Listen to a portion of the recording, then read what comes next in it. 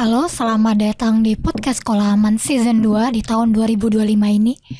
Nah, podcast kedua ini merupakan perpanjangan dari podcast sebelumnya yang diselenggarakan oleh Yapika dalam hal mengadvokasi isu pendidikan, terutama mengenai pelayanan publik di sektor pendidikan dan anggaran biaya pendidikan.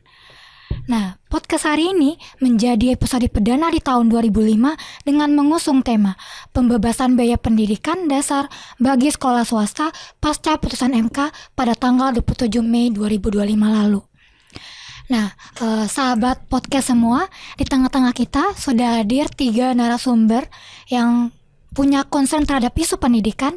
Nah, yang pertama saya perkenalkan adalah Mas Ari Hadianto yang merupakan perwakilan dari Jaringan Pemantau Pendidikan Indonesia, sekaligus beliau merupakan pemohon pengujian Undang-Undang Sendiknas. Nah, yang kedua adalah Bapak Alpa Amir Rahman yang merupakan Wakil Ketua Majelis Dikdasmen PP Muhammadiyah. Beliau juga seorang dosen, Mas Ari pun seorang dosen yang berkecimpung di dunia pendidikan tentunya. Nah, yang terakhir, narasumber kita sekaligus tuan rumah podcast kali ini yaitu Mas Rohmat Munawir yang merupakan kepala program Yapika, yang beliau juga bukan dosen namun berkecimpung di isu pendidikan selama ini yang sedang digeluti oleh Yapika. Oke. Perkenalannya cukup singkat saja karena harapannya podcast hari ini akan mempunyai materi yang bermanfaat bagi kelanjutan pendidikan, terutama pasca putusan MK ini. Nah, sebelum itu kami akan menampilkan cuplikan yang berisi potret sederhana, potret sebagian bagaimana kondisi pendidikan Indonesia saat sekarang ini.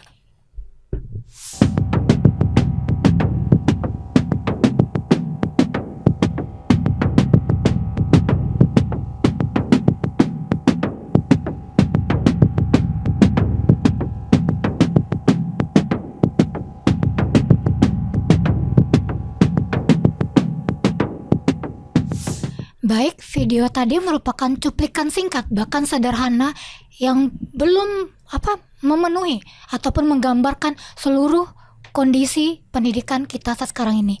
Nah, kita langsung aja masuk ke dalam pokok obrolan kita pada hari ini.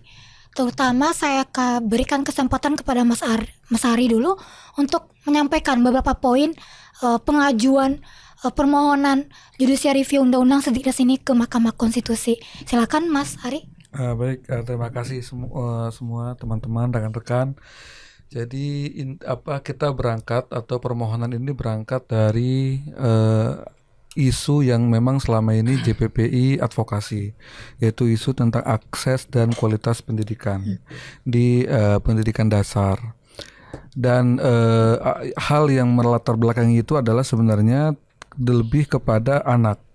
Jadi kita bermula dari hak anak karena kita melihat masih banyak sekali jutaan, kurang lebih 4 jutaan ya kalau seperti ini yang tahun lalu itu anak yang tidak bisa putus sekolah. Nah, dengan banyak latar belakang yang paling banyak itu tentang ekonomi. Itu satu hal. Terus hal yang lain adalah akses pendidikan gitu di sekolah-sekolah negeri, bahkan juga masih banyak pungutan liar.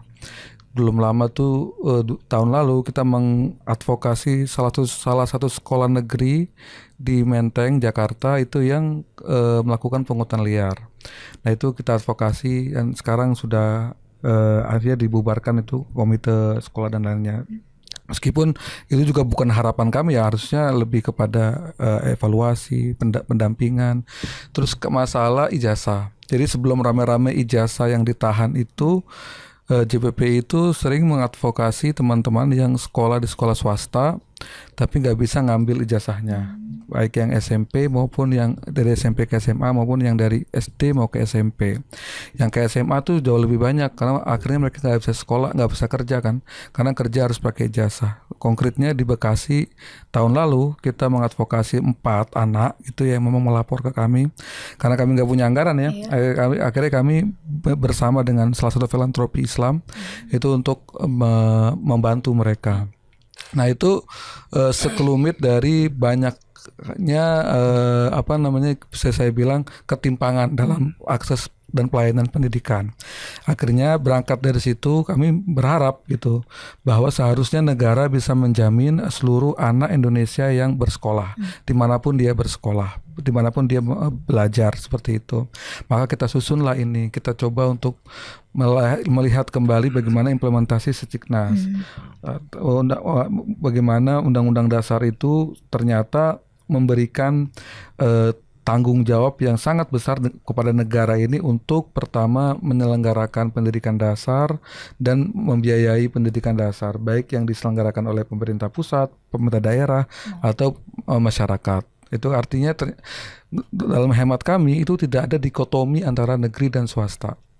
Tidak ada dikotomi antara mereka anak-anak guru yang sekolah dan mengajar di pendidikan negeri dan anak dan guru yang belajar dan mengajar di lembaga pendidikan swasta.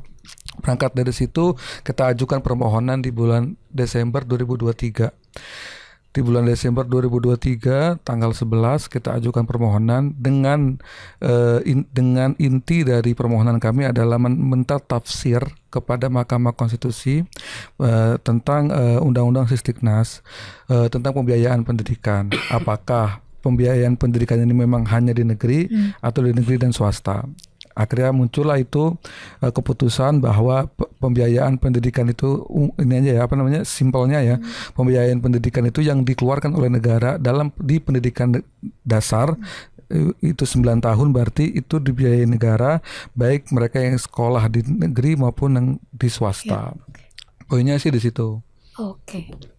Berarti JPPI dalam hal mengajukan permohonan selain JPPI ada 3 lagi ibu-ibu perwakilan anak yang sekolah di swasta kan ya? Jadi itu yang 3 ibu-ibu itu mereka yang punya KJP di Jakarta ya, KJP yang anaknya nggak bisa masuk ke negeri. Gitu, nggak bisa masuk di negeri, akhirnya dia masuk ke swasta dan itu berbayar. Nah kan dari situ ininya mereka, iya nggak berlaku. Nah itu 3 orang itulah yang kita ajak untuk karena bagian juga dari jaringan JPPI kan mereka, kita ajak untuk sama-sama mengajukan permohonan. Jadi mulai dari situ karena di Jakarta aja yang APBN-nya sudah besar dan punya skema PBDB bersama masih aja ada gitu yang terpental gitu. Maka kita tadi seperti diskusi di awal sebelum podcast dimulai, kita memang berkaca dari DKI Jakarta. Kita mengadvokasi DKI Jakarta, ternyata dengan APBD DKI Jakarta mampu untuk membiayai pendidikan. Maka ya kami bersyukur gitu sekarang Jakarta punya ada sekitar 40 sekolah swasta yang digratiskan kan gitu. Ya kami bersyukur meskipun harusnya disatukan dengan yang bayangan kami ya, disatukan lagi dengan PBDB bersama, dibesarkan kuotanya gitu, kuota yang sekolah di swasta. Karena kan di negeri udah nggak cukup menampung, maka dilibatkanlah sekolah swasta dan itu dibiayai oleh negara yang mereka ikut dalam PBDB bersama atau sekarang SPMB bersama itu. Bawahnya di situ. Oke. Baik, Mas Ari sudah menyampaikan bahwa apa sih latar belakang Mas Ari melalui JPPI, kemudian 3 perwakilan masyarakat mengajukan pengujian review terhadap Undang-Undang Sisdiknas. Nah, hasilnya adalah putusan MK itu menyampaikan bahwa pasal 34 ini itu bertentangan dengan konstitusi. Nah, poinnya adalah seluruh pembiayaan baik itu sekolah negeri maupun swasta itu digratiskan. Nah, di tengah kita karena sudah hadir dari perwakilan Muhammadiyah, Bapak Alfa, silakan Bapak pandangannya terhadap putusan MK ini gitu. Ya. Pandang Muhammadiyah seperti apa? Ya, terima kasih. Pertama-tama kami mengapresiasi apa yang disampaikan, apa yang dilakukan, diikhtiarkan oleh JPPI ini merupakan upaya konstitusional dari warga negara dan merupakan bentuk kesadaran akan hak ya atas pendidikan.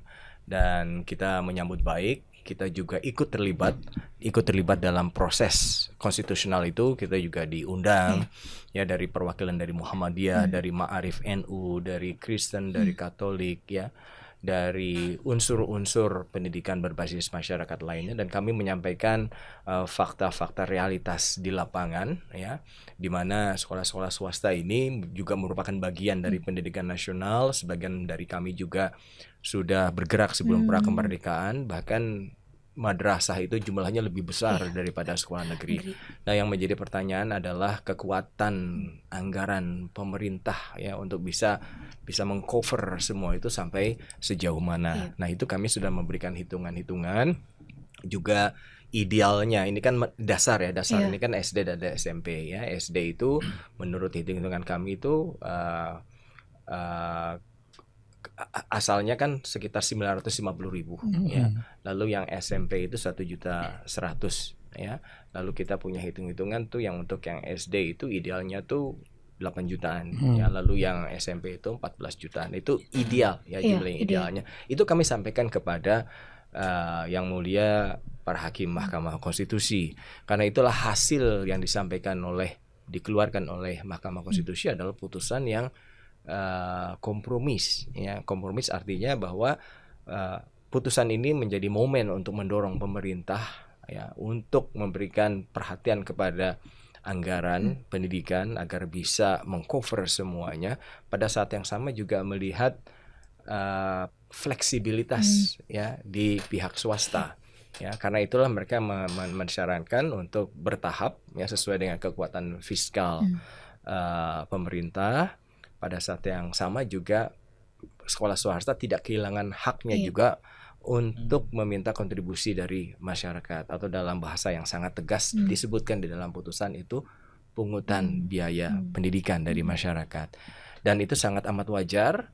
Di putusan juga disebutkan selain fiskal ya, keterbatasan fiskal, juga ada kekhususan sekolah-sekolah atau madrasah atau sekolah-sekolah berbasis masyarakat ya, kurikulum misalnya kurikulum keagamaan dan lain sebagainya. Dan itu bukan menggantikan kurikulum nasional, tapi sebagai added value, sebagai nilai lebih, nilai tambah, jadi additional ya. Kemarin ada teman yang mengatakan itu kan mengganti kurikulum nasional. Tidak, itu tidak mengganti. Ya, tidak mengganti juga. Tidak mengganti, tapi menambah ya, menambah. Artinya sekolah-sekolah swasta juga tetap mendapatkan haknya untuk mendapatkan bantuan dari dana BOS ya, lalu ditambah dengan added value, nilai lebih yang disampaikan kepada masyarakat. Nah, itu sesuatu yang sangat wajar di belahan bumi manapun juga sekolah swasta ada. Di Australia ada grammar school yang lumayan mahal ya, lalu juga di Amerika juga ada. Ya mungkin ada 1-2 negara Timur Tengah yang memang sangat amat kaya yang bisa menggratiskan semuanya, tapi sebagian besar tidak seperti itu. Kenapa? Itu juga untuk menumbuhkan semangat berkompetisi yang positif antara sekolah untuk memberikan yang terbaik bagi masyarakat. Dan kita Muhammadiyah dan juga saya yakin sekolah swasta yang lainnya juga ya sangat siap untuk ini, dan kami menyambut baik putusan MK ini menjadi momentum untuk mendorong pemerintah memberikan perhatian ya, terutama soal anggaran juga ya, karena sebagian besar anggaran pendidikan itu tidak lari ke Kementerian Pendidikan Dasar dan Menengah. Nah, ini menjadi momentum untuk konsolidasi anggaran, menjadi momentum untuk refocusing anggaran. Itu kurang lebih yang bisa kami sampaikan ya. Tapi yang jelas kami mengapresiasi, dan sekolah swasta tidak kehilangan haknya tetap untuk bisa melibatkan kontribusi masyarakat terkait dengan pendanaan ini. Baik. Oke. Kalau terkait selain dari kekhawatiran bahwa bengkaknya anggaran biaya pendidikan ketika difokuskan oleh negara, nah kira-kira apa lagi Mas Alpa? Apakah mungkin kekasannya menjadi hilang atau independensi dari sekolah swasta menjadi kurang karena adanya bantuan ataupun biaya dari pusat gitu? Ya, di putusan MK sendiri juga disebutkan. Ada juga sekolah swasta yang tidak menerima dana BOS ya. Ada dan itu sekolah-sekolah itu sudah sangat mapan. Ya, sudah sangat mapan, dan mereka dipersilahkan juga untuk memberikan melibatkan kontribusi masyarakat terkait dengan pendidikan. Kalau kita melihat apa yang sudah dilakukan oleh sekolah-sekolah tersebut juga tidak kehilangan independensinya. Termasuk yang menerima dana BOS juga tidak kehilangan independensinya ya, terkait dengan, karena menerima dana BOS berarti kan harus merefer kepada kurikulum nasional.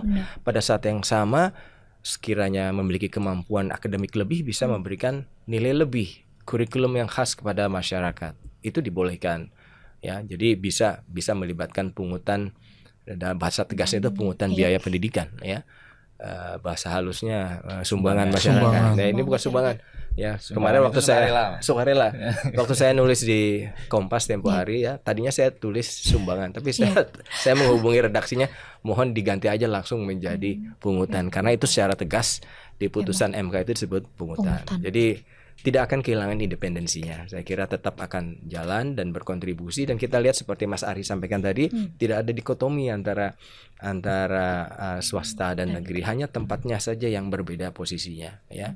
Seperti suami istri itu kan berbeda tapi setara, selaras gitu ya. Jadi tidak ada orang yang sama persis, tapi kita semua memiliki hak sama, memiliki peran yang mungkin sedikit berbeda, tapi punya nilai peran yang sama. Terima kasih. Oke. Nah, ini lanjut nih. Kalau dari masalah perwakilan dari pengolahan sekolah pihak swasta, nah dari Yapika, Mas Munawir yang selama ini juga berkecimpung dalam isu pendidikan, terutama di tingkat tapak gitu, di daerah-daerah yang memang punya tingkat pendidikan yang perlu kita khususkan gitu. Silakan Mas Munawir. Iya, saya mau bilang begini, bahwa apa yang dilakukan oleh teman-teman JPPI tadi itu bukan kemenangan gitu ya, tetapi ini awal perjuangan. Justru dari titik inilah saya melihat ini perjuangan harus dimulai gitu ya. Pertama kita ngelihat satu gitu ya, mari kita segera menyatukan langkah gitu ya, bareng-bareng gitu ya, dengan kawan-kawan. Mungkin pertama itu kan jumlah anggaran pendidikan kita itu kan terbatas. Kue APBN kita ya segitu gitu. Ketika diamanatkan 20% di Undang-Undang Sisdiknas, maka 20% itu akan mengurangi porsi yang lain. Dari 20% itu rata-rata ini di banyak daerah, di nasional pun juga kebanyakan adalah sekian persennya adalah bagian dari gaji guru gitu. Sehingga tadi misalnya kita lihat di tayangan awal tadi bahwa banyak sekolah swasta yang mungkin akan keberatan gitu ya, kalau memang dalam konteks tidak diperbolehkan lagi adanya pungutan gitu ya. Kalau sumbangan kan sukarela dan seikhlasnya, tapi biasanya seikhlasnya minimal. Seikhlasnya ada minimalnya gitu kan. Nah, itu yang pertama. Sehingga mari kita, bayangan saya adalah setelah ini kita harus nyusun rute advokasi bareng-bareng nih, gimana nih kemudian pressure kita kepada pemerintah untuk bisa mengimplementasikan apa yang sudah diputuskan mahkamah.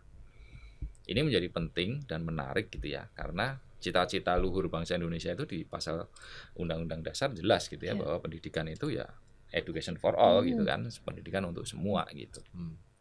Itu dan menarik tadi Mas Alpa bilang bahwa ternyata ada 9 juta nih rupiah, 8 sampai 9 juta rupiah nih, 4 sama 14 juta.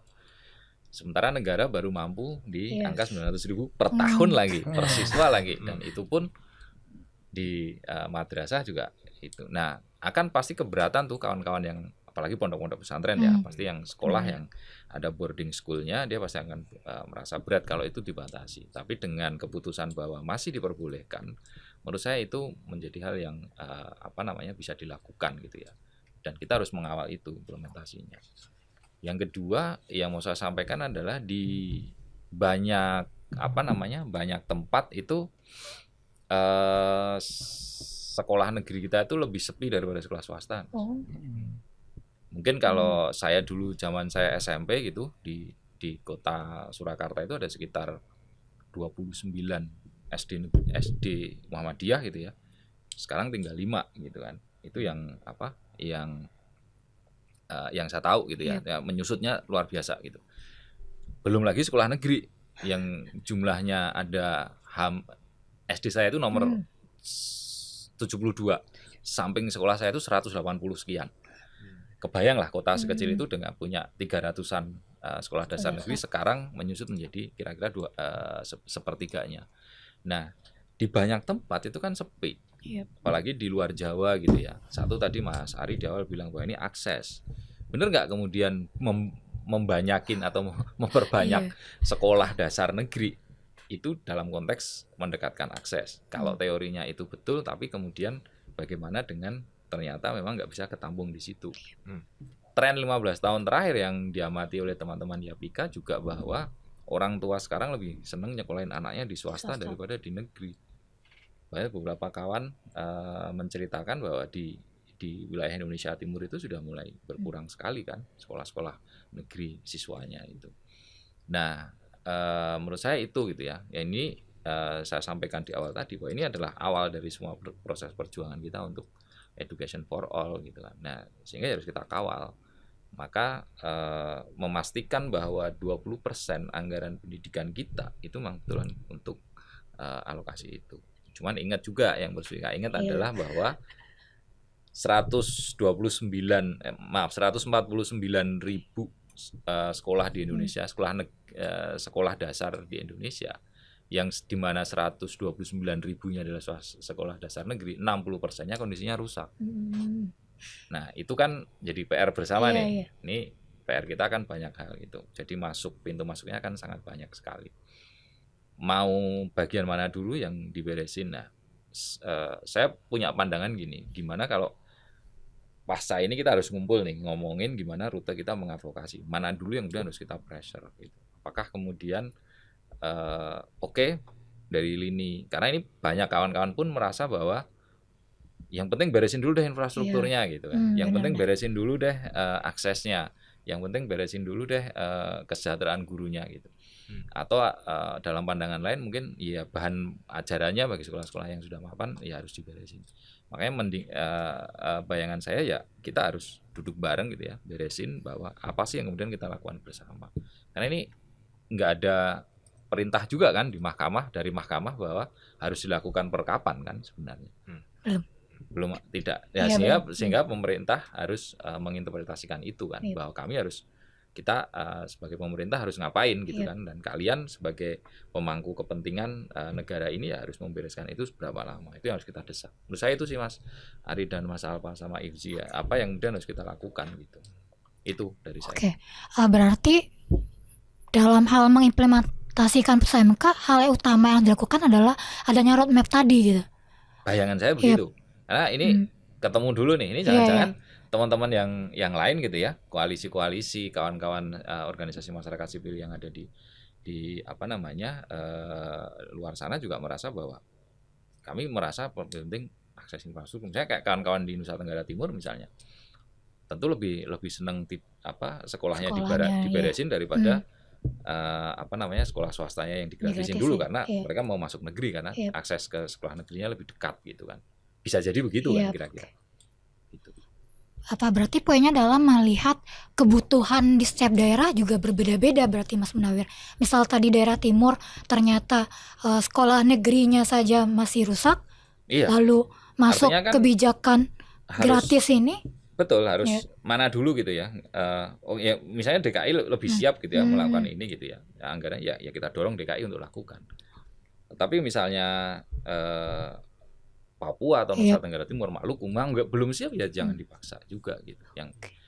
Yang kedua adalah bahwa sentralisasi pendidikan itu kan sebenarnya sudah di amanat undang-undang pemerintah daerah itu kan kemudian menjadi urusan wajibnya pemerintah daerah gitu ya. Benar. Tapi berapa persen sih dari PAD kita yang di banyak daerah yang dialokasikan ke situ? Kalau mau ditanya banyak daerah ya kami 20%. Tapi ya itu dari DAK, ya ini dari dana transfer ke daerah lah kira-kira begitu. DAU gitu.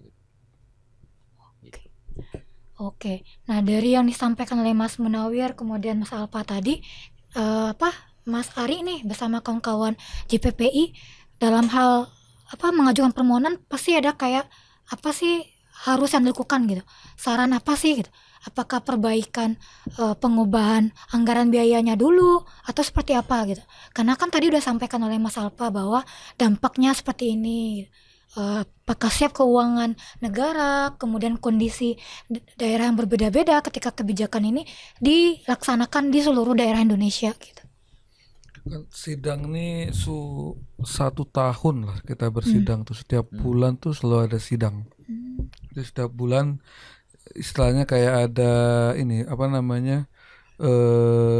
kuliah umum gitu di Mahkamah Konstitusi itu, serius. Jadi ada Prof. Fasi Jalal, ada Pak Darmanding Tias, teman-teman dari Muhammadiyah, Ma'arif, NU pada datang berdiskusi gitu. Dan di dalam pembahasan kita di dalam permohonan itu sebenarnya kita sudah sampaikan bahwa yang dimaksud pembiayaan negara itu yang direct cost, bukan yang indirect kan. Artinya yang direct cost seperti SPP, terus buku, Operasional ya Mas ya. seragam, yang operasional. Yang itu udah dihitung banyak orang. Muhammadiyah hitung, makanya akhirnya diundang kan teman-teman Muhammadiyah, Ma'arif, Taman Siswa untuk ngitung berapa kebutuhannya kan. Karena dari kita juga udah ngitung berapa kebutuhannya. Di persidangan dengan Kementerian Pendidikan, dengan Bappenas, dengan Kementerian Keuangan, bagian penganggaran juga menghitung. Dan itu menghitung hitungannya beda-beda itu. Saya kalau dari kita itu kan 8 juta per tahun.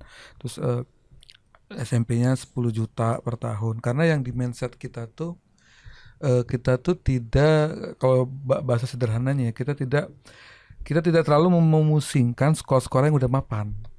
Yang tadi kita sebutkan di awal. Yang kita utamakan ini kalau kita anggap digradekan, dikelompokkan, ya kelompok yang akreditasinya B lah, misalnya gitu. Yang akreditasinya B, dan memang polanya kayak BPJS.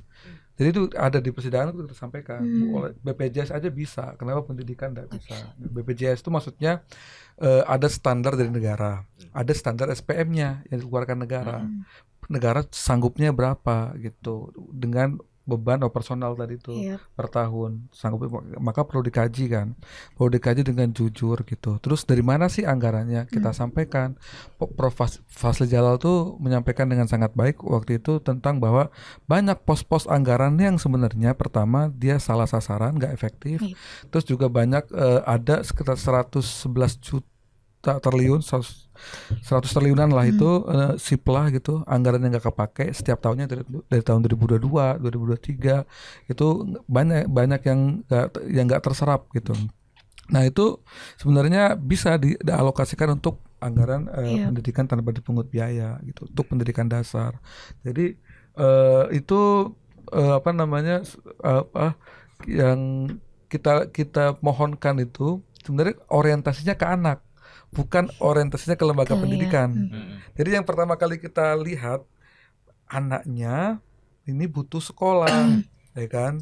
Maka di range rata-rata nasional berapa sih? Makanya kita baca bukunya Pak Abbas Ghazali. Itu kita kaji bukunya, penjelasannya, jurnal-jurnalnya beliau itu. Ternyata segini nih operasionalnya. Kira-kira kalau dikali sekarang nih berapa ketemunya? Ketemunya 8 juta, ketemunya sekian. Jadi itu pasti fluktuatif setiap tahun tuh. Seperti anggaran APBN kita tuh yang 20% kan bertambah terus, nggak pernah turun. Dia selalu naik. Tapi kemana larinya? Kan gitu. Kan kemana tuh? Kalau bahasa Arabnya aina zahabu. Kemana perginya dia gitu loh. Kok harusnya ke pendidikan, ke urusan pendidikan, larinya untuk urusan infrastruktur tadi, kemana larinya? Kan ke PUPR. Ya kan? Terus kalau misalnya urusan-urusan yang untuk bantuan sosial, ke Kemensos. Ya kan? Urusan pendidikan tuh yang KIP apa segala. Jadi kemana larinya uang itu? Maka tuh saya bersyukur banget ya, berapa tahun ketika undang-undang ASN mengatakan guru ASN itu tidak boleh ngajar di sekolah swasta. Itu bagi kami itu kayak pengkhianatan. Karena tadi benar, sekolah swasta nih, mau yang Muslim, Islam, Katolik, Hindu itu dari sebelum ada namanya Indonesia itu udah ada gitu. Jadi sebelum adanya Indonesia nih mereka udah ada. Loh kok mematikan itu undang-undang yang mematikan sekolah swasta. Dari awal tuh memang kok kayak didiskreditkan gitu loh. Sekolah-sekolah swasta nih dalam konteks ini ya. Guru tadi. Maka saya bersyukur alhamdulillah nih dosen saya itu Pak Prof Abdul Mu'ti yang sekarang Menteri Pendidikan itu mengusahakan akhirnya sekarang boleh ya Pak yang ASN guru ASN ngajar di swasta karena itu membantu sekali, sangat membantu operasional pendidikan di lembaga pendidikan swasta gitu loh. Itu satu poin. Maka bagi ya bener ya sekarang nih genderam perjuangan dimulai gitu. Ayo jujur nih negara 20% larinya kemana? Kita udah tahu sekarang ada sekian puluh kementerian lembaga yang menikmati 20% anggaran pendidikan yang nggak langsung dinikmati oleh anak gitu kan, yang membuat ketimpangan antara kualitas. Di Jakarta lebih keren sekolah negeri timbang sekolah swasta, ya kan? Di luar sana gitu kan, jangan jauh 3T, Kudus aja ada sekolah SD yang nggak ada siswanya. Negeri, SDN negeri, lari ke swasta semua. Karena emang ada selling value tadi itu, ada advance value tadi yang dibutuhkan masyarakat. Negeri ini nggak bisa ngelakuin apa-apa kan. Di sana di 3T banyak yang negeri, udah kualitasnya kurang gitu kan. Mereka mau sekolah juga malas jadinya. Jadi kan jadi multidimensi gitu loh. Gurunya nggak pernah datang. Saya pernah ya berapa bulan di Papua lah. Saya khawatir karena podcast khawatir di Papua. Saya tinggal di samping sekolah SD. Itu SDN. Ini banget, dikit sekali siswanya. Padahal saya lihat kalau keluar banyak anak-anak berkeliaran. Akhirnya dengan beberapa teman kita bikin sekolah dasar, sekolah swasta.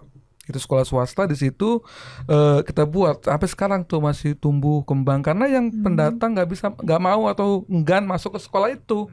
Akhirnya dibawa ke Jawa gitu. Akhirnya kita putuskan ayo kita bikin sekolah swasta, beli satu rumah buat sekolah swasta. Akhirnya memang mereka para pendidik istilah lembaga pendidikan swasta NU Muhammadiyah itu perannya besar sekali. Kok nggak dihargain sama negara gitu loh.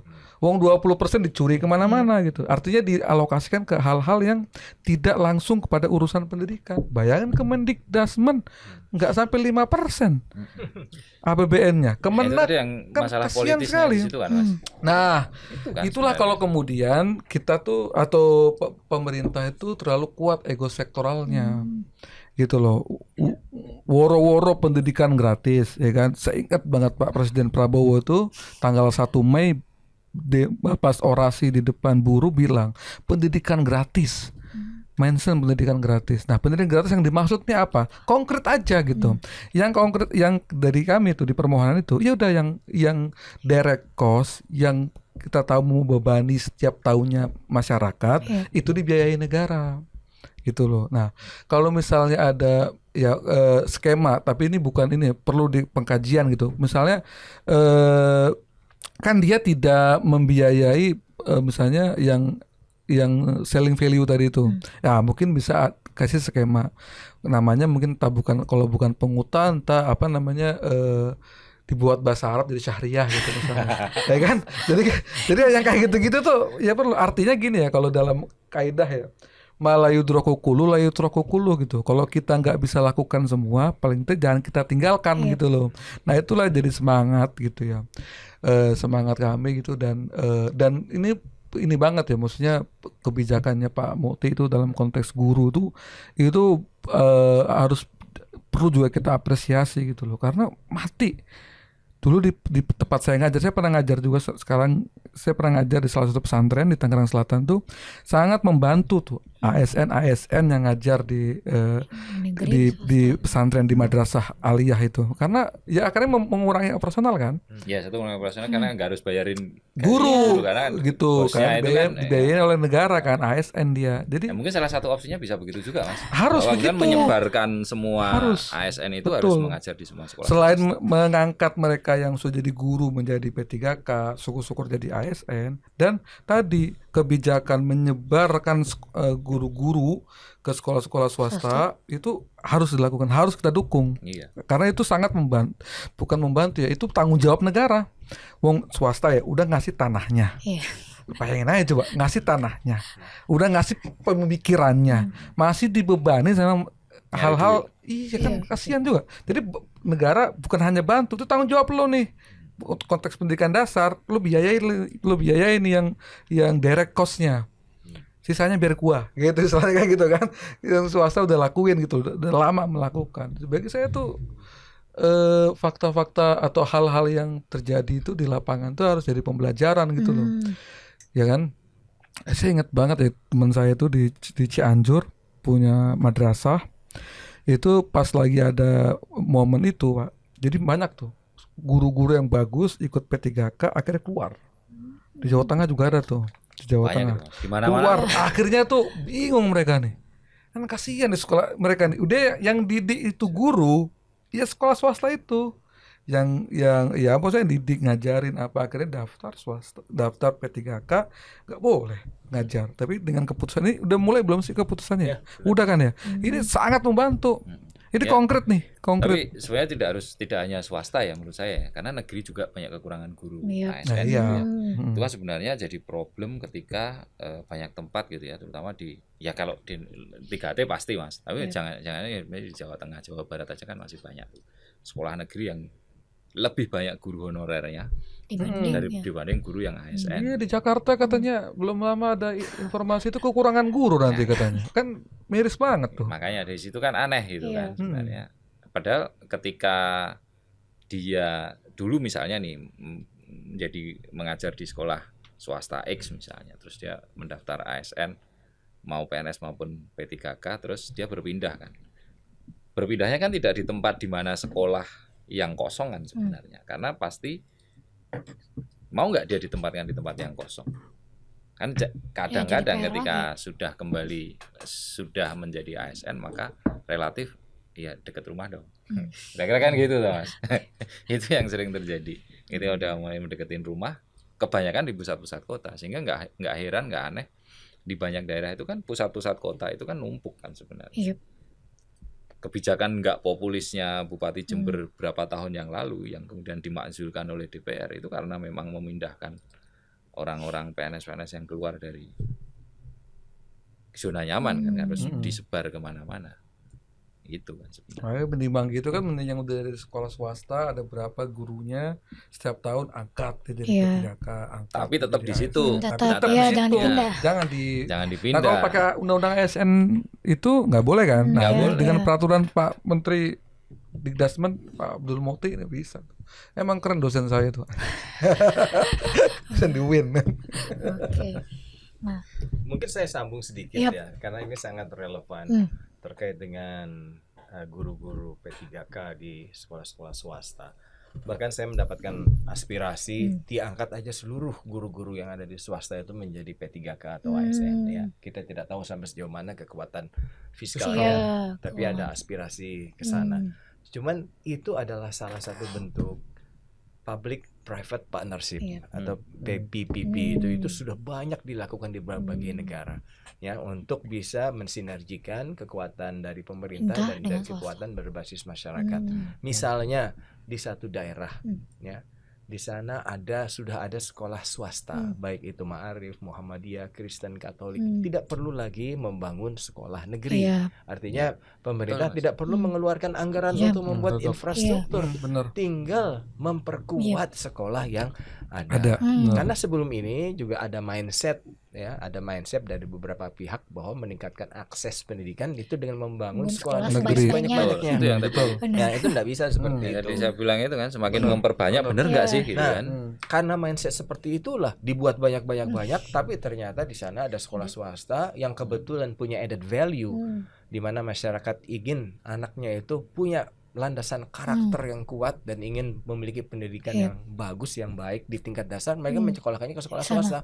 Sementara dari pihak lain pikirannya membuka akses itu dengan membangun sekolah negeri. Akhirnya sekolah negerinya tidak banyak dan mendapatkan siswa. Nah, itu yang menjadi masalah. Itu public private partnership. Jadi kalau menurut saya yang ke depan, jadi Mas Munawir mengatakan roadmap kita bagaimana? Saya kira roadmap ke depan ya, kita harus memetakan kembali sekolah negeri dan sekolah swasta, apa yang harus dilakukan, lalu SOP-nya seperti apa, pembagian perannya dalam public private partnership itu seperti apa. Di luar negeri kan ada voucher, ada macam banyak sekali model-model yang sudah dikembangkan di luar negeri untuk mengaktualisasikan public private partnership ini, sehingga angka ideal dari Muhammadiyah kan untuk SD itu 9,2 juta per anak setahun, lalu SMP itu 14,3, itu bisa menjadi bukan isu lagi kalau public private partnership itu diupayakan betul gitu. Nah, yang direct cost itu Mas Arya yang jenengan tadi sampaikan, Mas Munawir juga sampaikan tadi seperti itu. Itu saya kira momentum. Lalu yang berikutnya terkait dengan refocusing, konsolidasi anggaran ini. Kan kita di kementerian-kementerian itu lebih dari ada 20 KL di mana anggaran pendidikan terserap ke pendidikan kedinasan yang cukup sangat besar, ratusan triliun tuh. Ya, ratusan triliun ya, karena di sana ada boarding school, Iya. ada Seragam. ya itu menyerapnya sangat luar biasa. Nah ini dengan adanya momentum RUU Sisdiknas kita merevisi, mungkin sudah saatnya kita mendorong ya agar KL-KL yang punya program pendidikan itu menggunakan anggaran satkernya sendiri. Sementara untuk kurikulum, penjaminan mutu, akreditasi itu menjadi peran dari Kemendikdasmen. Ya karena kementerian ini masih punya PR bolong yang sangat banyak. Ya, nah ini putusan MK, inisiatif dari JPPI, ini merupakan ikhtiar ya untuk menutup gap-gap yang ada, yang masyarakat merasa gelisah kok seperti ini, masih ada yang kok kita katanya uang anggarannya besar tapi kok nggak bisa ya untuk hal yang mendasar. Jadi ini momentum saya kira kembali ke public private partnership, Mbak. Mungkin kita harus duduk bersama memetakan peran masing-masing ke depan, jangka pendek, jangka panjangnya seperti apa, dan public private partnership itu Mas Munawir kita bisa eksplorasi model-modelnya. Ya, ada yang tadi ditempatkan di sekolah negeri, ASN ya, terus ada bentuk voucher, ada juga sistem pola asuh melibatkan misalnya korporasi swasta, bukan hanya dari pemerintah yang ada di tempat, untuk memberikan pola asuh kepada sekolah-sekolah swasta yang ada di sekitarnya. Jadi stakeholders ya betul-betul semuanya bergerak. Seperti itu kurang lebih. Oke. Nah, menarik tuh. iya. Tapi berarti ini JPPI nggak boleh kehilangan obor. Iya harus nyala tetap terus. Iya. Lanjutkan gitu. Di sidang MK tuh itu dibahas tuh. Apakah kalau misalnya sekolah negeri kan kurang, bangun. Suruh bangun kan, bangun misalnya gede banget tuh, ya kan, makanya kita tuh berharap tuh emang jangan bangun lagi. Ini sekolah tuh sebenarnya udah banyak, perlu hanya yang perlu adalah negara ini hadir untuk memenuhi, terutama di pendidikan dasar yang Jangan lebih 9 baik tahun memang disempit-sempitin ya Mas ya. Ini memang agar kualitasnya ya digabung. bisa Ini kan jadi gitu, merger. Beberapa sekolah bisa. negeri itu kan emang nggak punya siswa, terus nggak ada gurunya. Sudah banyak itu. Banyak banget. Sekolah yang di merger udah banyak. Negeri itu di merger udah banyak. Merger itu bahasa halus mematikan satu menghidupkan yang Iya. Iya kalau Tapi merger kita itu kan kadang masih saat ini ya yang terjadi itu mergernya kan atas nama akreditasi Mas. Ya itu kan. Maksudnya sekarang itu ya memang konteksnya adalah ya education for all gitu ya. Pendidikan untuk semua, sehingga akses, saya pikir akses itu juga ya benar. Kalau kemudian di sini ada 10 orang terus harus dibangunkan sekolah. Nah, ini ada 10 orang bangun sekolah. Kesininya agak jauh gitu. Sejauh apa sih gitu kan. Kita perlu hitung juga gitu ya. Taruhlah misalnya kita harus punya toleransi tuh, misalnya akan bangun lagi tuh berapa? Jarak kayak mana? Jarak kayak mana? Kalau dulu karena SPM pendidikan kita juga berbeda sekarang kan. Yang dulu SPM pendidikan kita yang dulu PP 65 ya kalau nggak salah itu menyebut bahwa setiap satu kecamatan itu harus ada SMP, satu desa harus ada satu SD minimal gitu kan. Itu negeri. Itu standar pemerintah kan. Nah sekarang SPM pendidikan kita kan berapa jumlah siswa yang sudah bisa membaca, berapa jumlah siswa yang sudah bisa. Itu kan sudah berubah ke arah sana gitu ya. Berapa jumlah siswa yang terpenuhi alat bantu mengajarnya, alat bantu belajarnya gitu kan.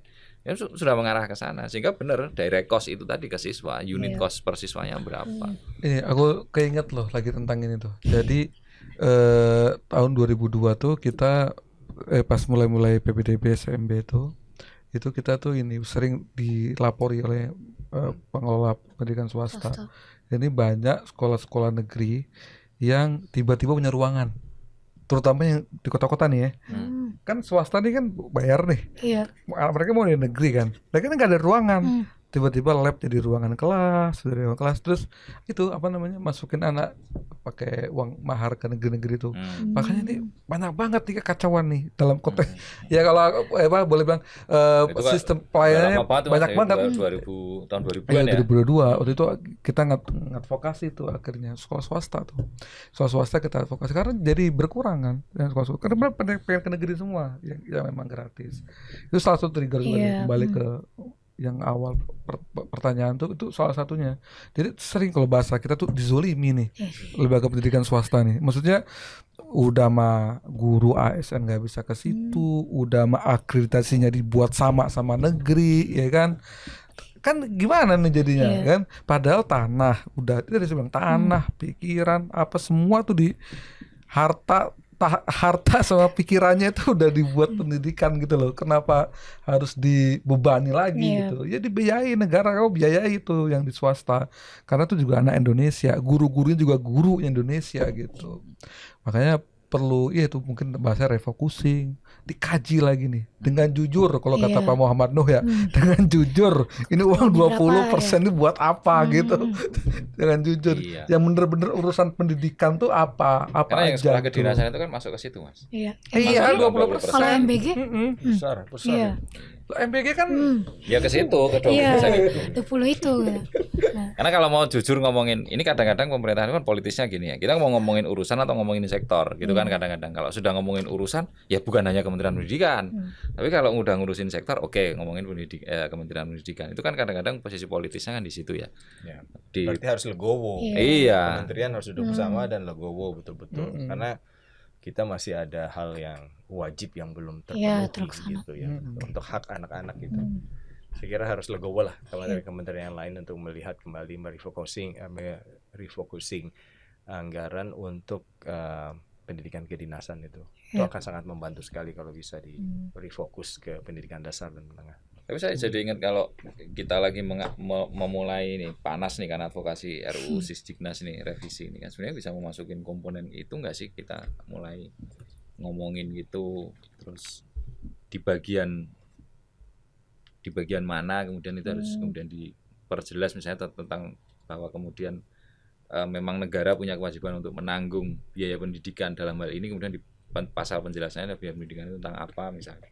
Kan memang harus didorong ke sana deh kayaknya. Kalau ini iya memang ini akan menjadi putusan Mahkamah Konstitusi yang terhadap Undang-Undang Sisdiknas yang sekarang. Tapi kalau kemudian ini UU-nya kemudian direvisi, pertanyaan orang pasti ini masih akan berlaku nggak sih terhadap putusan itu gitu situasinya. Apakah dia akan jadi kalau keputusan MK tuh harus dijalankan kan, di final kan, selama undang-undang dasarnya itu yang pasal 31 belum diamandemen, mau undang-undang turunannya tentang pendidikan tuh harus nafasnya sesuai dengan keputusan MK itu satu poin. Memang ini ya yang perlu dikaji atau kita advokasi itu gimana tadi implementasinya, terus bagaimana SOP-nya itu perlu, apakah di undang-undang, apakah di permen, apakah mungkin jangan-jangan nggak hanya di undang-undang dasar nih, tapi di undang-undang tentang APBN, penganggaran apa segala itu juga perlu dilihat gitu loh, perlu kaji, direvisi kah, atau di bagaimana turunannya undang-undang PP-nya atau PP-nya gitu atau permennya gitu. Itu perlu. Di dalam berita pun DPR sepakat gitu pasca putusan MK ini mereka akan masukkan poin ini ke dalam revisi Undang-Undang Sisdiknas gitu. Nah, ini menjadi batu loncatan setelah adanya putusan MK gitu. Ya, ini jadi momentum buat kita semua untuk bisa mereformasi anggaran pendidikan kita agar peruntukannya, efektivitasnya itu betul-betul tepat sasaran. Saya kira penting ini. Nah, Dan Mas Ubaid di Kompas juga udah menyebutkan terkait dengan anggaran-anggaran yang tidak semestinya diperuntukkan. Padahal itu kan harusnya ke Kementerian Pendidikan Dasar dan Menengah. Termasuk ide adanya sekolah rakyat kan itu kayak menistakan yang hal wajib dulu belum dikerjakan tapi yang sunat yang dikerjakan. Secara ininya begitu. Ya aku pernah nanya ya, itu gimana sekolah rakyat itu afirmatif katanya. Terus aku pikir ya, Mas, ini loh sekolah swasta itu banyak pondok pesantren itu yang santrinya itu yang miskin ekstrim tuh banyak di sana dan itu gratis gitu. Jadi kenapa nggak yang itu ya, maksud aku nggak perlu bikin baru buat baru gitu, tapi dioptimalkan yang swasta tadi. Ya, yang sebelum negeri ke situ pun banyak sekolah negeri yang sebenarnya harusnya bisa dioptimalkan ke sana. Kan begitu poin. Kan saya sempat tulis juga di Jakarta Post ya terkait dengan sekolah rakyat itu. Kan itu kan mereka menggunakan aset Kementerian Sosial bangunan-bangunannya untuk sekolah rakyat itu. Nah, itu saya usulkan juga kenapa juga tidak menggunakan madrasah swasta yang tersebar di seluruh penjuru tanah air itu untuk menjadi sekolah rakyat. Jadi digunakan gedung itu yang sudah ada sebagai sekolah rakyat, lalu nanti bekerja sama dengan Kemendikdasmen memberikan penguatan untuk kurikulum, dan lain sebagainya, termasuk juga untuk pelatihan guru itu juga bisa melibatkan pihak swasta. Di Jogja kemarin ada pelatihan Dinas Pendidikan setempat itu bekerja sama dengan pihak swasta untuk melatih guru-guru madrasah. Itu juga bisa dijadikan model untuk sekolah rakyat, di samping infrastrukturnya yang menggunakan sekolah-sekolah madrasah-madrasah yang sudah ada. Gitu. Jadi Kementerian Sosial tidak perlu berpusing lagi, ini pakai bangunan yang mana lagi nih, gitu. Seperti itu. Ya, seperti Mas Ari tadi sampaikan, kenapa banyak nggak sekolah ada? Muridnya udah ada lagi. Muridnya nggak perlu direkrut lagi, sudah ada. Itu dijadikan sekolah rakyat, saya kira sangat tepat sekali madrasah swasta ini. Ya, afirmatif yang diperluas dengan melibatkan madrasah swasta. Udah ada. Udah ada, tinggal diintegrasikan dengan sekolah itu rakyat. Kayak nggak pernah kesentuh ya. Maksudnya selama ini kan kita nggak pernah serius ngomongin sekolah rakyat itu karena ngelihatnya ya paling-paling juga begitu-begitu gitu. Tapi padahal kan banyak hal ini nyerap anggaran besar. Saya kira biasa menarik itu. Jadi bisa menjawab persoalan madrasah-madrasah swasta yang selama ini tidak dapat sentuhan dari pemerintah. Nah, sekolah rakyat ini muncul bisa memanfaatkan madrasah-madrasah swasta yang jumlahnya sangat besar itu untuk menjadi sekolah rakyat. Artinya sekolah rakyat yang diperluas, tidak hanya menggunakan infrastruktur bangunan dari Kementerian Sosial, tapi gunakan madrasah sekolah yang madrasah swasta yang ada. Kalau saya sampaikan tuh yang ke Komisi 8 waktu itu, Pak, ini tuh kita menganut desentralisasi pendidikan. Terus Kemendikdasmen aja dia nggak bisa itu intervensi ke SMP, SD, SMA. Kemendikdasmen tuh, ya kan? Artinya maksudnya yang terjadi di Jawa Barat nih biar viral nih. Kalau ngomongin Jawa Barat pasti viral kan. Terjadi di Jawa Barat, ya kan? Masalah masuk sekolah dan lain sebagainya. Saya Prof Multi bilang tolonglah bahasa beliau bilang dipertimbangkan juga peraturan di pusat gitu tentang masuk sekolah dan lain sebagainya. Sampai segitunya loh. Maksudnya desentralisasi ini kan akhirnya jadi melemah banget nih. Maksudnya hari ini Kemensos, Pak, dibawa ke Kemensos itu dia. Ada SD, SMP, SMA, ngelola sekolah. Ya kan? Yang harusnya itu tupoksinya Kementerian Pendidikan. Bagaimana senior? Karena tuh aku ngomong, terus dia bilang makanya itu afirmatif untuk yang miskin ekstrim. Lah saya sebut tadi, kenapa nggak yang swasta yang mau sekolah? Kalau di non muslim sekolah swasta itu yang benar yang Mas Ari sampaikan sudah pas itu. Sudah pas. Setelah itu mungkin bisa menjadi salah satu bahan yang akan kita diskusikan agar mereka yang di pemangku kebijakan ini betul-betul bisa tepat gitu ya. Mengimplementasikan kebijakannya, afirmatifnya sampai sejauh mana. Kalau mau diperluas sejauh mana juga, apa yang bisa dilakukan. Nah itu tadi yang disampaikan Mas Ari itu contoh-contoh ekstrim miskin itu yang sudah ada di tengah masyarakat, termasuk madrasah-madrasah swasta yang jumlahnya sangat besar. Jadikan itu sekolah rakyat. Undang-undang pemerintah daerah kita itu, undang-undang pemerintah daerah kita itu kan meletakkan bahwa dinas urusan pendidikan itu menjadi urusan wajib pemerintah daerah.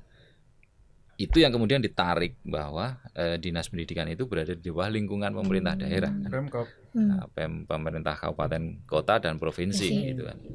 Sehingga yang terjadi adalah Kementerian Pendidikan itu adalah dia akan ngomongin substansi. Dia tidak punya rantai komando sampai bawah. Dinas pendidikan provinsi tertentu manapun itu tidak akan pernah tunduk dengan Kementerian Pendidikan pada konteks perduitan kan kira-kira. Saya ini dibayar Pemda ya gitu kan. Istilahnya kurikulum, ide apa saya ke pusat. Kalau uang dulu. Kalau kan urusannya ke situ. Repot dah. Apalagi sekarang ini kan kondisi perekonomian kita sedang tidak baik-baik saja, Mbak. Jadi memang banyak hal ya pemerintah untuk membuat prioritas gitu. Jangan sampai kita membuat kebijakan yang terkesan redundant. Duplikasi seperti yang tadi disampaikan Mas Ari itu, saya kira itu sudah sangat pas itu. Ya kita memang dalam keadaan yang sulit ya, tapi insya Allah akan ada titik terang lah ya kan. Ada Abu Siriso, akan ada titik terang lah. Ini kita yakin aja kita yakin. Kalau podcastnya dengan orang NU sama Muhammadiyah begitu, semua dalilnya keluar gitu ya. Nah, balik lagi nih Mas Ari, Mas Alpa sama Mas Munawir. Misal nih kalau memang pembiayaan sifatnya operasional itu ditanggung oleh negara, kan kondisinya negara dalam kondisi keuangan yang sangat ini ya, minim. Nah, apakah itu akan berpengaruh ke kualitas pendidikan termasuk guru nantinya? Nah, itu kira-kira apalagi dari pihak swasta nih yang biasanya punya standar sendiri, ketika dibiayai oleh negara seperti apa gitu? Apakah terjadi penurunan kualitas pendidikan gitu? Kira-kira menurut Mas Alfa seperti apa? Saya kira kalau misalnya negara berhasil atau punya cukup kekuatan untuk menambah dana bosnya untuk sekolah-sekolah swasta, itu akan sangat membantu dan tidak akan menurunkan kualitas, bahkan akan mendorong ya peningkatan kualitas yang ada. Di samping itu juga kan sekolah swasta memiliki kekhasan. Kekhasan itu untuk kurikulumnya, untuk added value yang bisa diberikan ya. Kita tidak bilang dijual kepada masyarakat, tapi kita berikan kepada masyarakat. Karena kita harus ingat ya, masyarakat itu sekarang di Indonesia tuh rata-rata tuh mereka ingin anak-anak mereka di tingkat pendidikan dasar itu mendapatkan fundamen pendidikan yang terbaik yang akan menjadi dasar. Terserah nanti SMA-nya kamu kuliah kemana kan, yang penting SD-nya kamu harus bagus.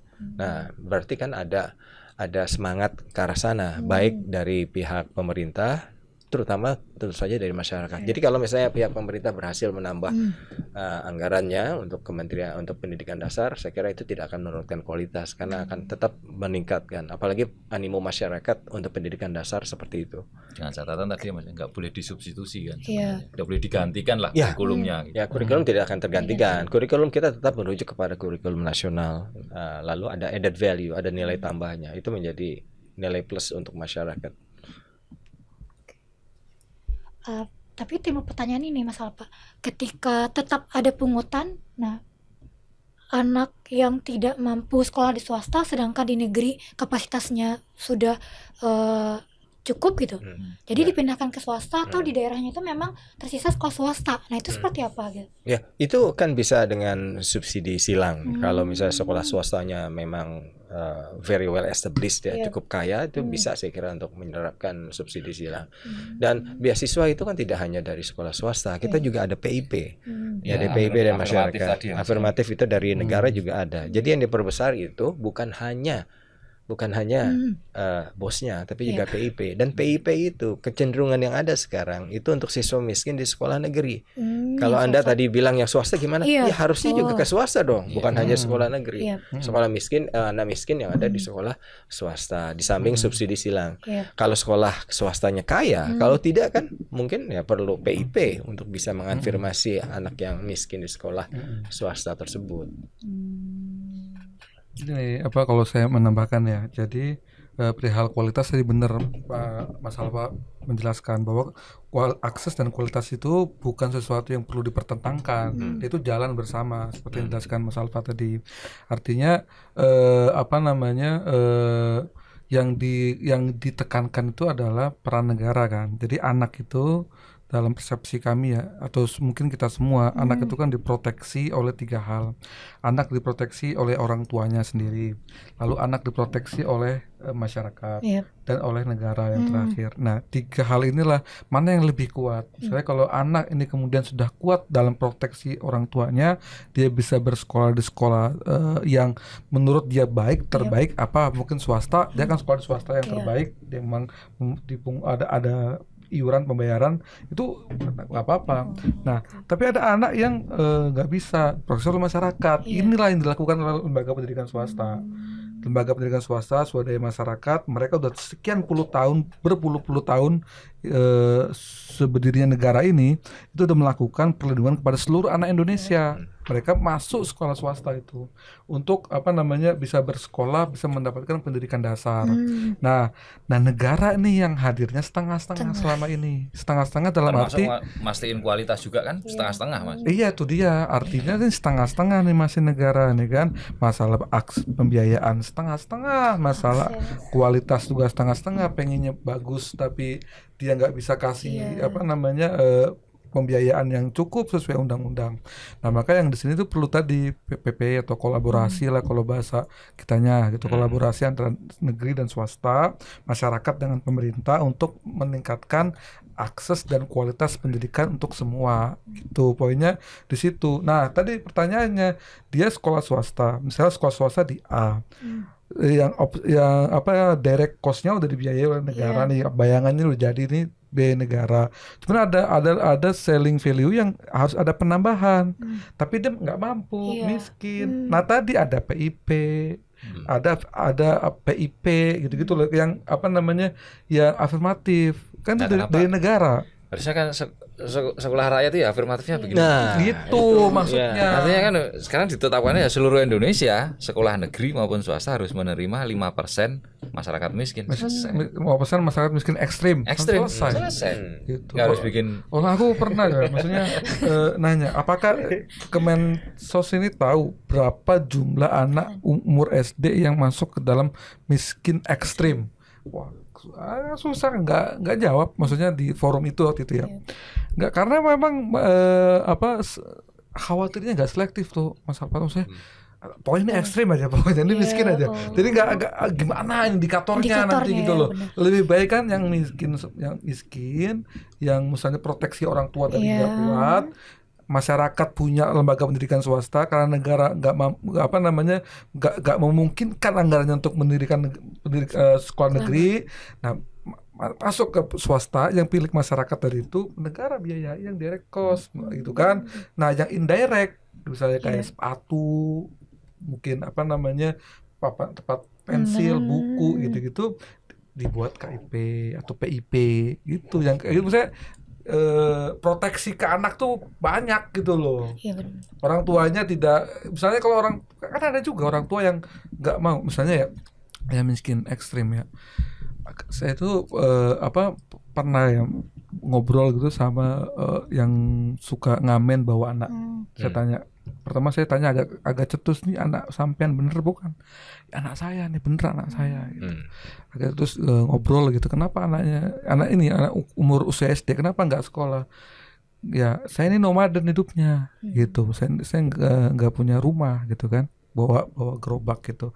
Nah, ini kan termasuk miskin ekstrim nih, ya kan? Negara hadir nih, ya kan? Ya masuk nih anaknya mungkin ke pesantren misalnya, atau kalau di muslim ke pesantren, atau ke sekolah-sekolah swasta, atau sekolah negeri dibiayai, kan gitu. Bapaknya, karena kan menangani miskin ekstrimnya nggak hanya tentang pendidikan, tapi kan orang tuanya kan dikasih skill, masukin ke ruang rumah Kemensos yang hari ini jadi sekolah rakyat tuh untuk upgrade skill orang tuanya. Jadi cariin kerjanya tuh lebih substantif gitu. Sekolah rakyat bagus apa enggak? Dalam konteks filsafatnya atau filosofisnya bagus. Bagus untuk upaya itu.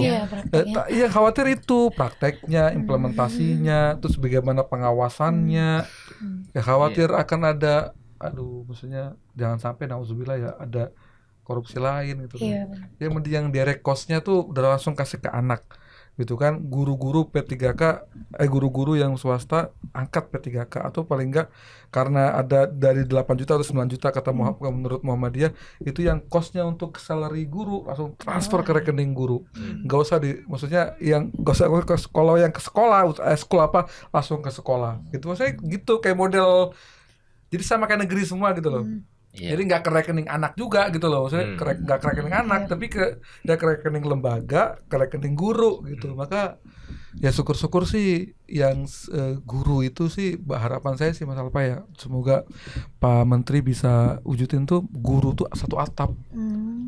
Jadi mau yang di negeri, swasta, mau di Kemenak apa di mana tuh satu atap gitu ngurusin guru. Misalnya join antara Kementerian Agama dan Kementerian Pendidikan, satu atap ngurusin semua guru di lembaga pendidikan se-Indonesia. Jadi agar kualitas terus juga kesejahteraan itu bisa diawasi satu atap gitu loh. Nah, buktinya kan juga diawasi satu atap. Enggak, ini kan kalau kalau guru SMP, ya itu maksudnya di rumahnya masing-masing. Kan kasihan kan?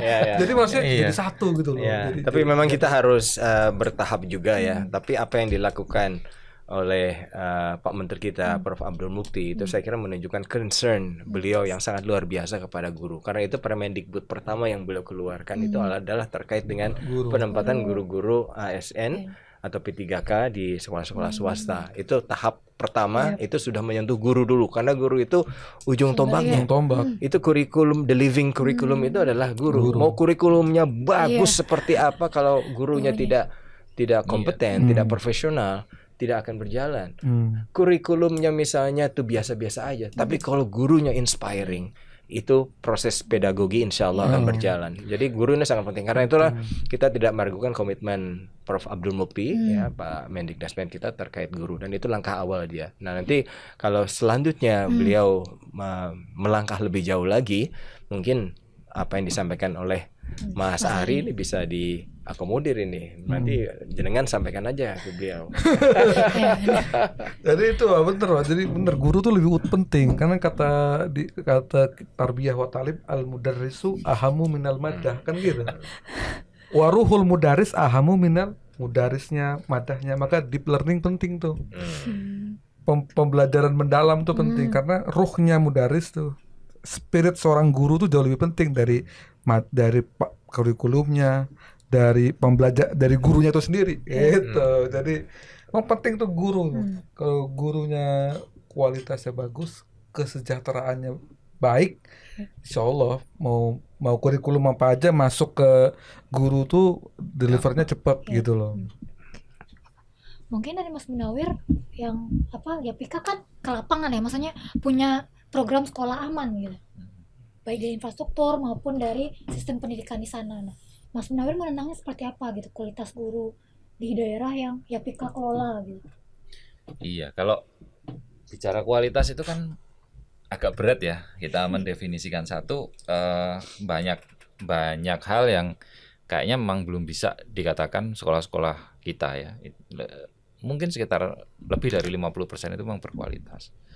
Karena misalnya ada satu tempat, ada satu di kabupaten di Nusa Tenggara Barat gitu ya, yang memang satu tadi ya Mas Ari bilang orang tuanya memang nomaden, ya dia kan memang nelayan atau pekebun yang jauh dari desanya gitu, sehingga setiap musim tanam dia harus ini. Nah, terus sekolahnya menjadi tidak gimana, nggak pernah sekolah anak-anaknya. Itu dari sisi anaknya, dari sisi gurunya ya di situ tadi di awal kita ngobrolin bahwa ketika guru dia honorer di sekolah itu ngajarnya bagus, tapi tiba-tiba udah masuk ASN, terus pindah kan. Sini nggak ada guru lagi ya. Sehingga ketika ngomongin kualitas, bukan personal ya, tetapi secara keseluruhan itu ya memang akan menjadi tidak baik. Saya kira itu blunder dari kebijakan, mohon maaf ya, mungkin yang sebelumnya terkait dengan P3K itu kan sebenarnya disasar untuk guru-guru honorer yang ada di sekolah negeri. Tapi mungkin ya dalam proses pembuatan peraturannya lupa memberikan rambu-rambu, akhirnya juga menyasar guru-guru honorer yang ada di swasta.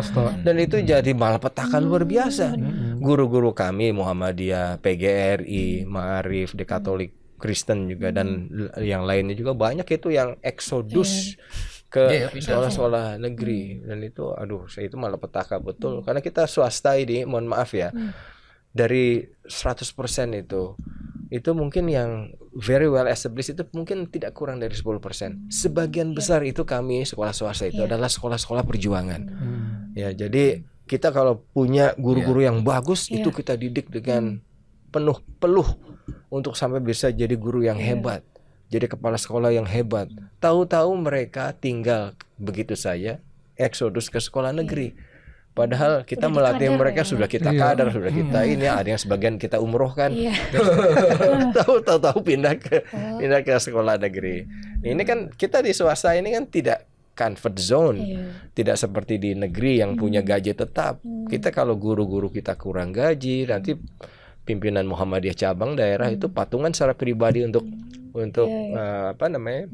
memenuhi hak-hak guru-guru kita.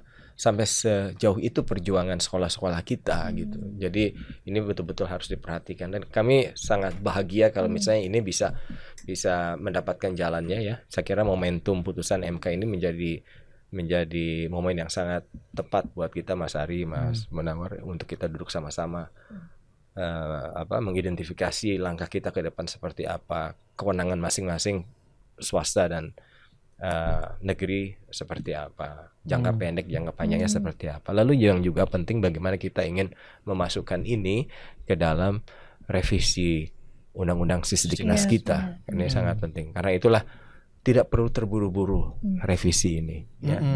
Alot aja supaya apa? Supaya seluruh pemangku kepentingan itu bisa menyuarakan. Ya. Karena ada yang mungkin mereka pihak lain tidak paham, kita harus jelaskan. Dari kita mungkin ada beberapa kita tidak paham terkait dengan pihak lain, mereka juga bisa menjelaskan. Jadi harus alot pembahasan ini supaya pas, karena ini strategis ke depan, jangan sampai keliru.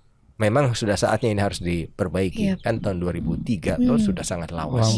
Jadi saatnya memang itu kita perbaiki. Nah, saya alhamdulillah dalam kepemimpinan Pak Prabowo ini saya kira revisi undang-undang Sisdiknas betul-betul melibatkan berbagai pemangku kepentingan, tidak terburu-buru, ya, tidak ada hidden agenda, yang betul-betul tulus untuk kemajuan pendidikan bangsa Indonesia. Benar. Oke, baik.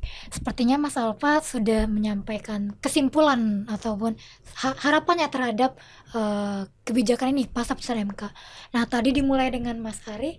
Nah, saya minta ke Mas Munawir, apa sih tindak lanjut ataupun harapan gitu pasca kebijakan ini nantinya akan diimplementasikan gitu. Ya, saya mau bilang bahwa dengan ini dimulainya perjuangan ini tentunya kita mesti ngecek tadi ya secara jujur gitu ya, ngeriset bareng gitu ya, duduk bareng ngeriset apa sih kemudian yang menjadi barang paling penting gitu ya. Sebenarnya duitnya itu, anggaran negara itu mau digunakan untuk apa, dilarikan kemana gitu ya, dipakai seperti apa gitu ya selama ini gitu ya, cerminannya gitu.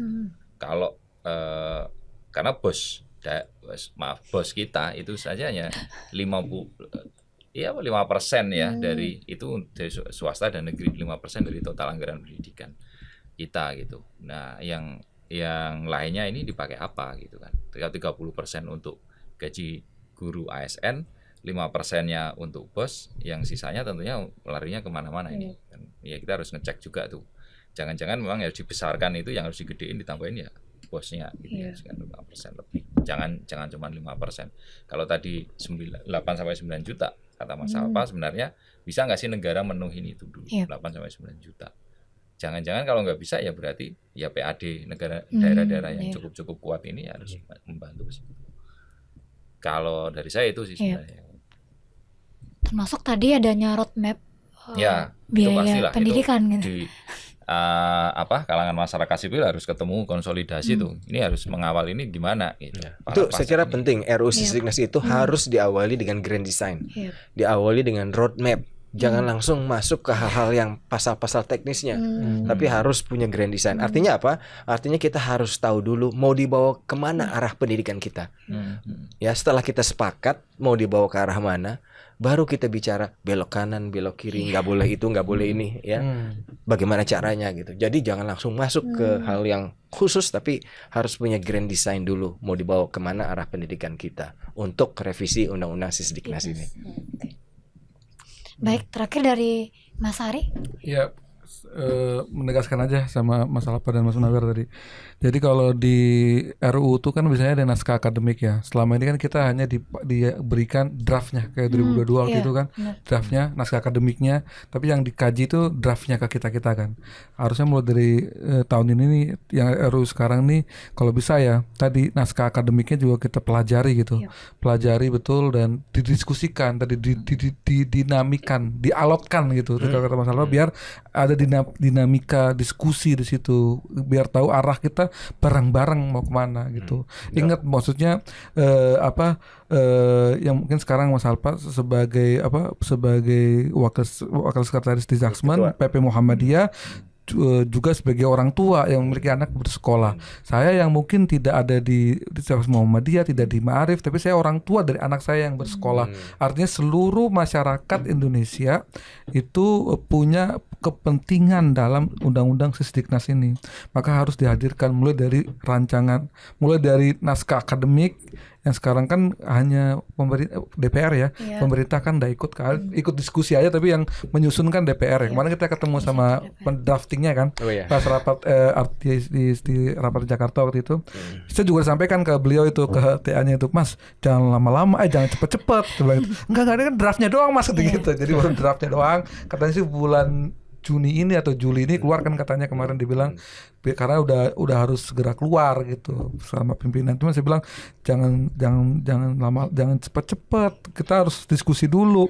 Kemarin baru diskusi tentang multi entry multi exit. Kita belum bicara tentang pendidikan non formal, informal gitu-gitu kan banyak sekali tuh dunia pendidikan. Apalagi kalau itu beneran omnibus ya. Itu omnibus sih iya, tapi tidak pesantren ya. Kemarin ya diskusinya kan. Jadi hanya undang-undang guru dan dosen, undang-undang perguruan tinggi. Yang itu omnibus tuh. Makanya orang Kemenak ada. Iya, makanya orang Kemenak kan nanya kan, terus pesantren kemana gitu kan istilahnya. Dia masuk ke sistem pendidikan kah atau enggak? Maka teman-teman yang peneliti, beberapa peneliti lah ya, saya nggak sebut lembaganya, saya tahu lembaganya itu saya nggak sebut, khawatir ini salah. Jadi kata beliau, ya harusnya masuk Sisdiknas pesantren gitu. Tapi ada yang bilang nggak usah masuk, pesantren kan punya dimensi yang berbeda. Dia nggak hanya pendidikan, dia juga dakwah gitu kan, dia juga pengembangan masyarakat. Selain belajar ya didongani. Iya, ngono itu. Iya. Siap. Gitulah kan. Oke, baik. Nggak terasa itu sudah bukan hampir lagi 1 jam podcast kita hari ini. Terima kasih ke Mas Ari atas sharing informasinya, kemudian Mas Alpa dan Mas Munawir atas sharing informasinya, terutama mengenai isu pembebasan pungutan ataupun biaya pendidikan di tingkat dasar baik sekolah negeri maupun swasta ini. Harapannya melalui podcast ini membuka mata kita lebar-lebar semua, terutama masyarakat, perihal adanya kebijakan yang harapnya adil bagi semua orang, pendidikan untuk semua anak gitu. Oke, saya tutup podcast hari ini. Semoga podcast ini akan bermanfaat bagi orang banyak. Kemudian nantikan episode selanjutnya. Jangan lupa like, share, dan subscribe. Baik, saya ucapkan selamat sore. Terima kasih. Sama-sama, selamat sore. Terima kasih. Yeah.